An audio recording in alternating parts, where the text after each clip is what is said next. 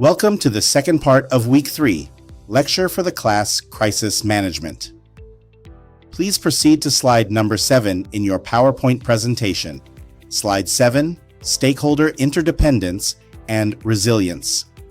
The central message of this slide is, resilience is an ecosystem capability. Organizations sometimes approach resilience as if they were fortresses. They strengthen internal controls, install backup generators, purchase insurance, create cybersecurity policies, and build emergency procedures. Those actions are important, but an organization does not survive a crisis entirely by itself. It depends on stakeholders. Let us examine 4 important stakeholder groups. Customers and clients. Customers influence resilience because their behavior can change dramatically during disruptions.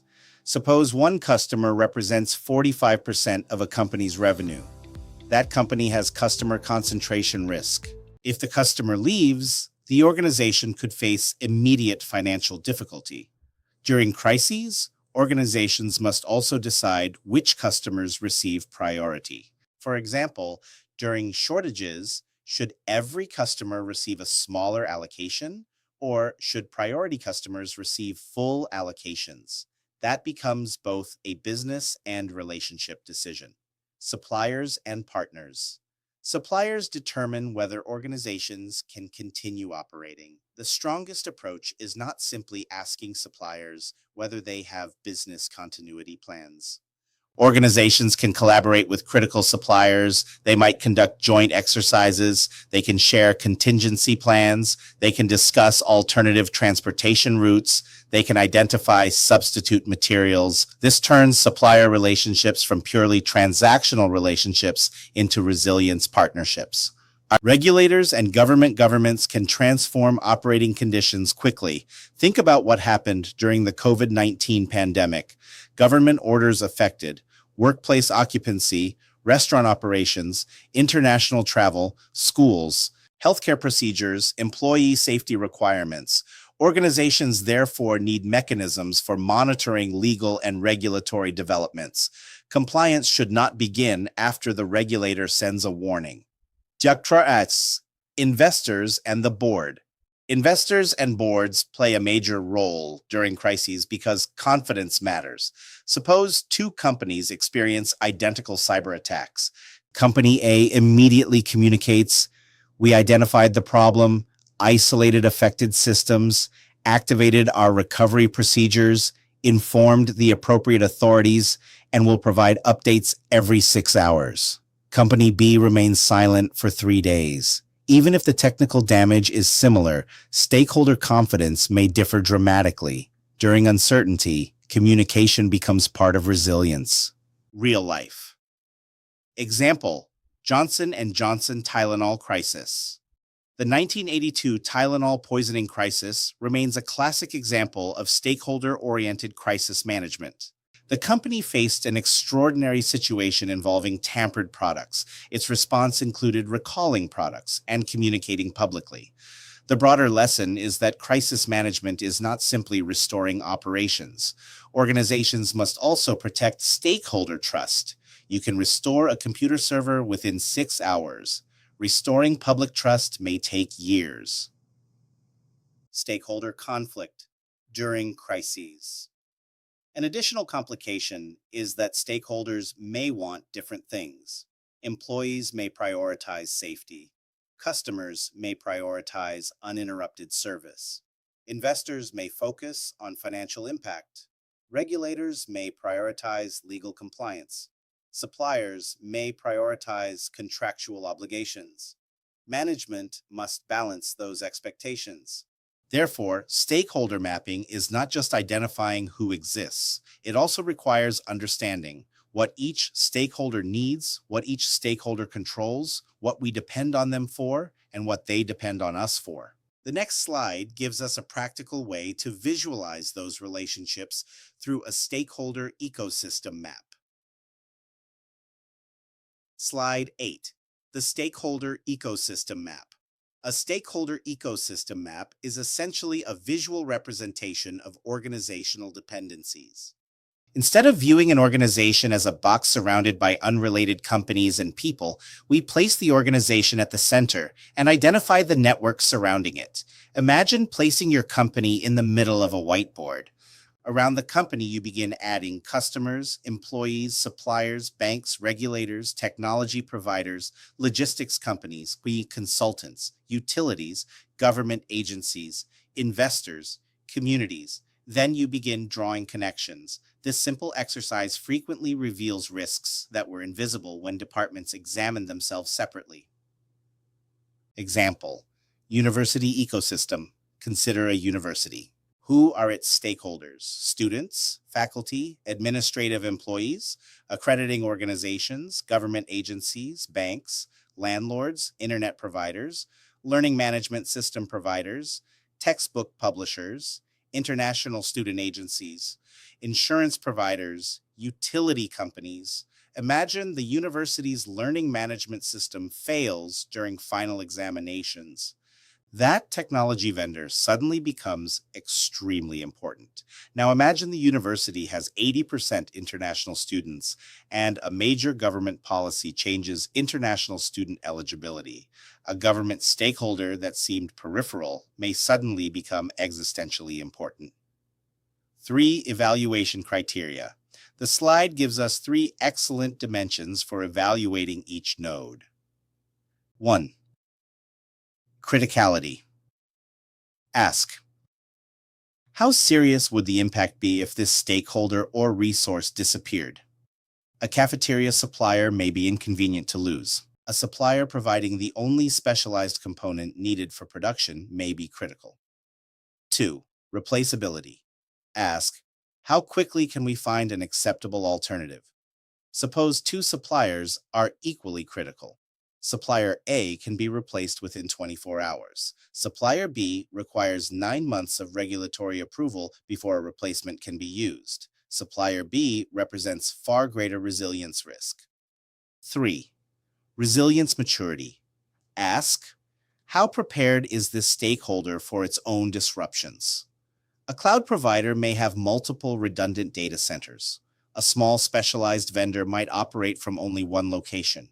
If that single building is damaged, the vendor may stop operating. Therefore, we should understand not only our own resilience, but also the resilience of critical partners. Hidden concentration risk ecosystem mapping can also expose hidden concentration. Suppose Department A uses vendor X, Department B uses vendor Y, Department C uses vendor Z. Management might assume the company is diversified, but after mapping the relationships, the company discovers that X, Y, and Z all rely on the same cloud provider. What looked like 3 independent relationships was actually one underlying dependency. This is why visualization is powerful. A spreadsheet might show 3 vendors. A network map reveals the common connection. Teaching analogy. Think of an electrical circuit.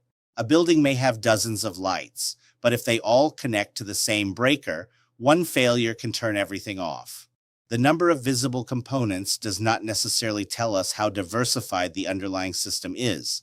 Now that we understand the conceptual tools, we need to practice identifying these dependencies systematically. Slide 9. Risk Identification Workshop. This slide moves us from understanding risk to actually identifying it. The proposed workshop uses 4 steps: inventory, assess, map, and prioritize. Let us walk through each carefully. Step 1. Inventory. First, identify everything necessary for important operations. Do not begin by listing disasters. Begin by listing dependencies. For example, suppose we are analyzing a hospital emergency department. What does it need? Physicians, nurses, medication, electricity, medical equipment, laboratory services, electronic medical records, telecommunications, oxygen, security, ambulances, suppliers. Once we understand what must function, we can ask what might interrupt each dependency. This approach is often stronger than starting with a generic list, such as earthquake, fire, cyber attack, flood. Step 2. Assess next. Evaluate each risk according to likelihood and impact. A simple risk matrix might use scores from 1 to 5. For example, likelihood 1 equals rare, 2 equals unlikely, 3 equals possible, 4 equals likely, 5 equals almost certain. Impact 1 equals minimal, 2 equals minor, 3 equals moderate, 4 equals major, 5 equals severe. We can multiply likelihood by impact to create a preliminary risk score. Suppose probability of a short internet interruption equals 4. Business impact equals 3. Risk score equals 12. Compare that with probability of a major earthquake equals 2. Impact equals 5. Risk score equals 10. This does not automatically mean internet disruption deserves more attention than earthquake risk. Risk matrices are decision support tools, not mathematical truth. Management judgment remains necessary. Step 3, map next. We visually map dependencies. Perhaps multiple departments rely on the same internet connection. Perhaps 3 critical suppliers depend on the same port. Perhaps payroll, customer records, and inventory management all depend on the same cloud provider. Mapping reveals connections that simple risk lists frequently hide. Step 4. Prioritize. Organizations cannot eliminate every risk. Resources are limited. Therefore, management must decide which risks deserve immediate attention. The deck recommends identifying perhaps the top 5 to 10 significant exposures and assigning owners. That last step is extremely important. A risk without an owner is often a risk nobody manages. The risk register should therefore specify: what is the risk? Who owns it? What controls already exist? What additional action is required? By when? What indicators will tell us the risk is increasing? Why cross-functional participation? Matters risk workshops should include multiple departments. Imagine IT discussing cybersecurity alone. IT may understand servers and networks, but legal understands notification requirements. Operations understands business interruption. Finance understands financial losses. Communications understands reputational consequences. Human resources understands employee implications. A cyber attack is therefore not merely an IT incident. Cross-functional participation produces a more realistic picture. Mini exercise. Ask the class to imagine a coffee shop. Identify 5 critical dependencies. Possible answers: 1. Employees. 2. Electricity. 3. Water. 4. Coffee suppliers. 5. Payment processing. Now select payment processing. Ask, what happens if electronic payments stop working for 8 hours? Initially, students may say, accept cash. Then ask, what if most customers do not carry cash? Now sales decline. Then ask, what if the outage affects thousands of stores? Now the problem becomes a major revenue issue. This demonstrates how the workshop should work. Keep following the dependency. We can apply these ideas to the mini case presented in the deck involving dependence on an external intelligence provider. Slide 10. Mini case, third-party failure, data minar. For this slide, treat the data minar situation as an instructional scenario demonstrating third-party dependency, rather than assuming that every hypothetical disruption described here represents a specific historical data minar outage. Data minar is used in the slide as an example of a provider organizations may rely on for real-time information and early warning intelligence. Imagine that your enterprise risk team relies heavily on one intelligence platform. Its purpose is to help your organization identify emerging events such as civil unrest, natural disasters, security incidents, transportation problems, major accidents, geopolitical developments, rapidly developing public events. Under ordinary conditions, the system operates perfectly.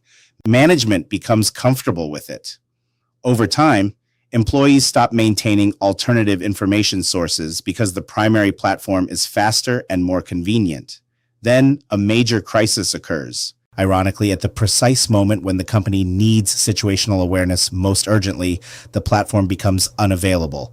This creates a fascinating form of dependency risk. It is similar to discovering that your flashlight only stops working when the electricity goes out. The tool is most valuable during the same conditions under which its availability becomes most important. What happens next? Suppose your corporate security team normally receives alerts through the platform. The service becomes unavailable. What is the first order effect? The organization loses an information source. Second order effect, risk managers may detect events more slowly. Third order effect, decision makers receive warnings later. Fourth order effect, employees, facilities, travelers, or operations may remain exposed longer than necessary. Notice again how a single vendor interruption can become an organizational risk. Alternative sources. A resilient organization would ask in advance, if our primary intelligence platform disappeared tomorrow, how would we obtain information? Possible alternatives might include government alerts, news services, direct communication with local offices, security partners, other intelligence platforms, manual monitoring procedures. The goal is not necessarily duplicating every system. Redundancy should correspond to criticality. If losing a service for 1 hour creates minimal harm, redundancy may not be worth the expense. If losing the service for 1 hour could expose human life, major assets, or millions of dollars, redundancy becomes much easier to justify. Bigger lesson. The key lesson from this case is therefore not about one specific company. It is about single vendor dependency. Ask, do we have a plan B? Then ask an even stronger question. Have we ever tested plan B? An untested backup plan may be little more than an assumption. Class discussion. Imagine your organization's most important software provider disappears for 7 days. What would stop functioning? What manual alternatives exist? Who would make decisions? What customer promises would be affected? Those questions convert an abstract vendor relationship into a measurable operational exposure. The next slide summarizes 4 major lessons we can draw from this third-party dependency scenario. Slide 11, key lessons from the data miner case. This slide identifies 4 lessons. Let us examine each separately. Lesson 1, single vendor dependency. The first lesson is that relying on one provider for a critical function creates a single point of failure. A single point of failure is something whose failure can disable an entire function. Imagine a building with emergency generators but only one fuel source. The building appears to have backup electricity. But if fuel deliveries stop, the backup system eventually becomes useless. The same principle applies to technology. An organization might have 500 computers, but if all authentication depends on one service, that service may be the true single point of failure. Redundancy reduces this exposure. However, genuine redundancy requires independence.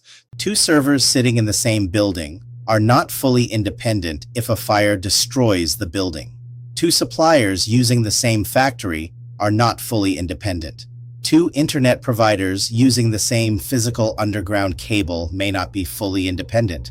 Therefore, when organizations claim to have backups, risk managers should ask, is this truly independent redundancy? Lesson 2, visibility gap at crisis time. The second lesson concerns visibility. Organizations need intelligence most during uncertainty. Imagine driving a car. When the weather is clear, your headlights are helpful. During a dark storm, they become essential.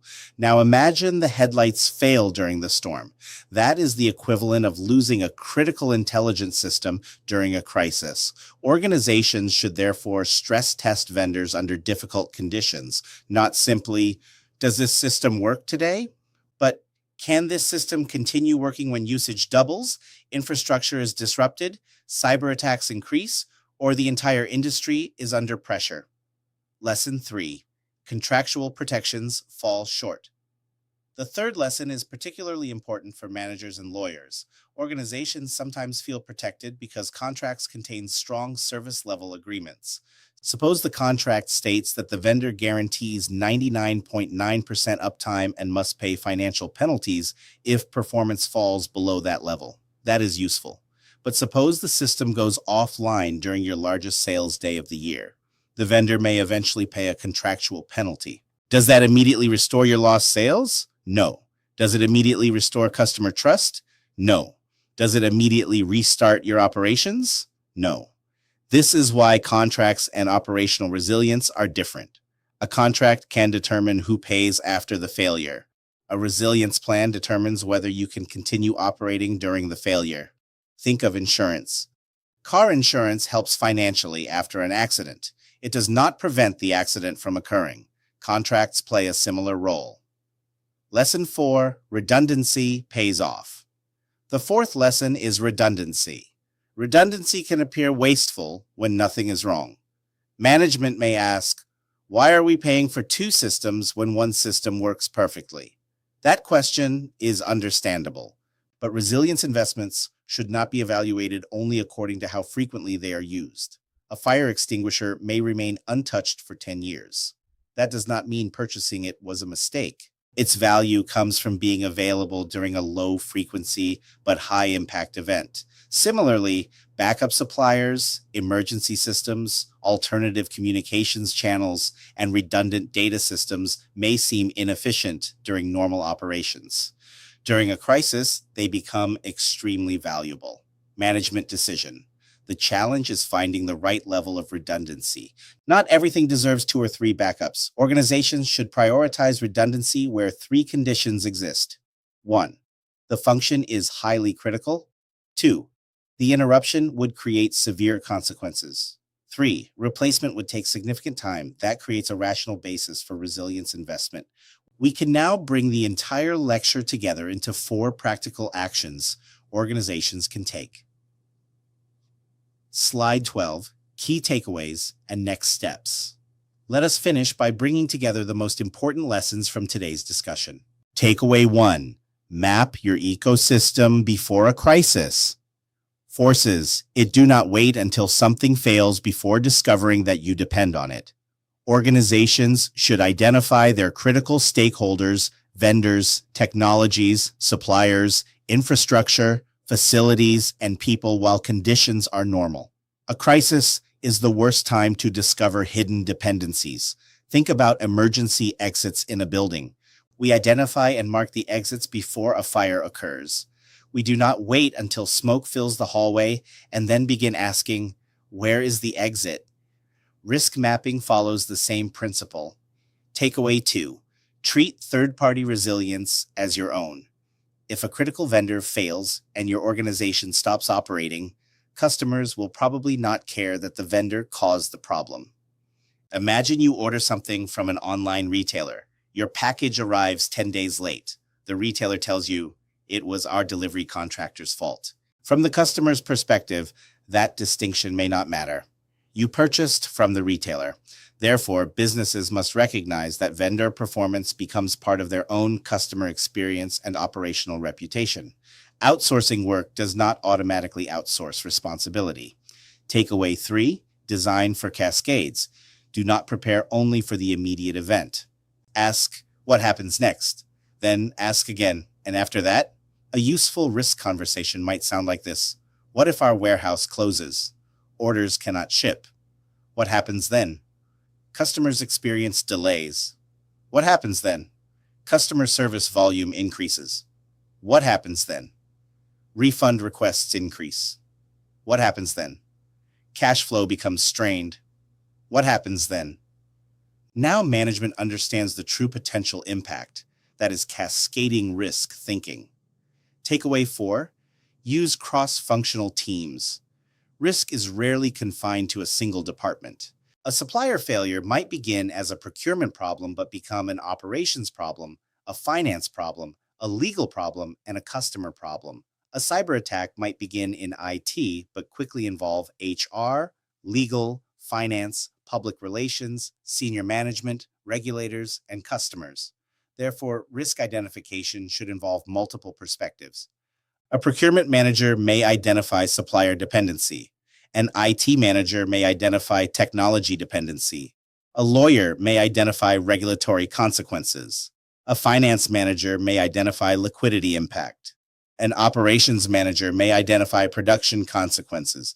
Together, they see something that none of them could fully see alone. Closing summary. If there is one idea I want you to remember from today's lecture, it is this. Risk is interconnected. Organizations are not isolated entities. They belong to networks.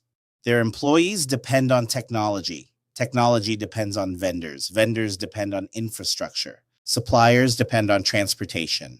Businesses depend on customers. Customers respond to economic conditions. Economic conditions respond to government policy and global events. Everything is connected.